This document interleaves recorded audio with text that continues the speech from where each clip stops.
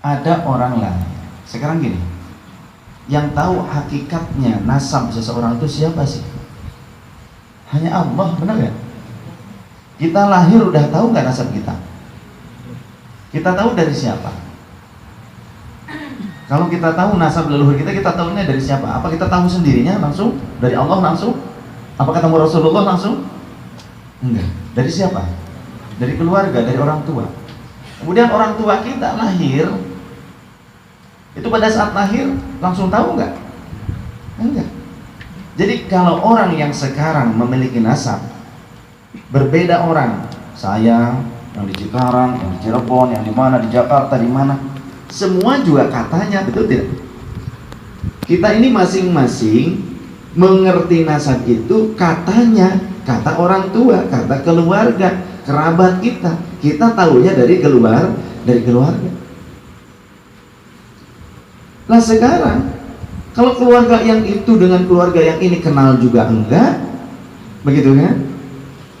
Lantas kenapa ada upaya untuk menghinakan keluarga orang lain? Apa tujuannya coba? Ini analisa ya, ini analisis statis ya, kalau dalam SC ya. Dosen di dunia perkuliahan. Ini urusannya advokat, ditanya advokat di belakang tuh ya. Urusan hukum nih.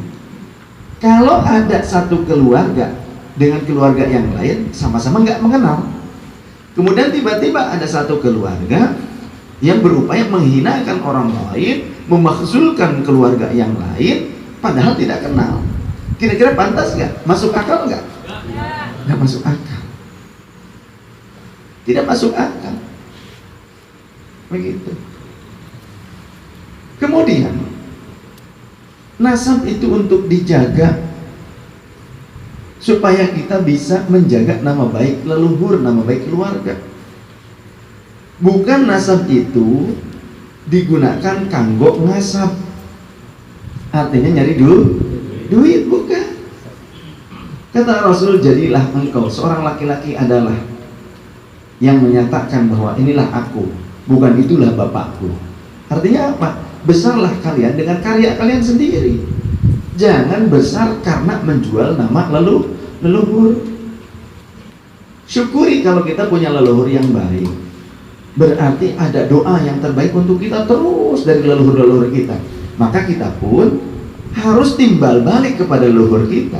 Kalau leluhur kita mendoakan kita menjadi orang-orang yang baik, menjadi orang-orang yang soleh, yang dirahmati Allah, maka kita pun harus terus mendoakan leluhur kita. Betul?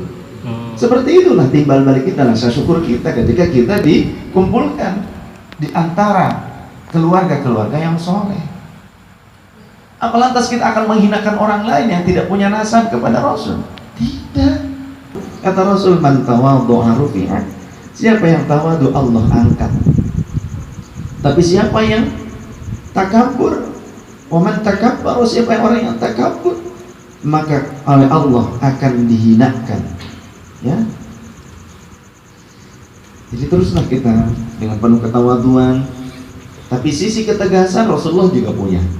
Kita tegas dalam suatu kebenaran, tegas dalam hukum, seperti itu. Tegas membela yang baik, yang benar.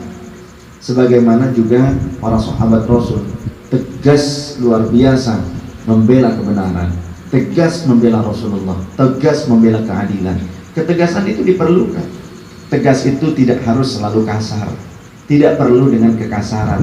Tapi memang kadang tegas itu harus adanya kekerasan sesekali, tapi jangan dijadikan satu kebiasaan. Ya, ada kalanya. Contoh mana ketika peperangan kan keras juga, begitu kan? Nggak mungkin tegas, hei kamu gini, tapi diam aja, nggak. Ada kalanya. Tapi bukan kekasaran, bukan sifat kasar, begitu. Jadi kekerasan yang dimaksud oleh saya adalah bukan sifat yang arogan, bukan sifat yang menghinakan orang lain, begitu. Tapi keras di sini ada asyidda 'alal kufar, kan begitu. Muhammadur Rasulullah asyidda 'alal kufar ruhamau bainahum. Jadi ketegasan itu ketika kita membela satu kebenaran dengan konsep yang tepat, dengan konsep yang tepat, begitu.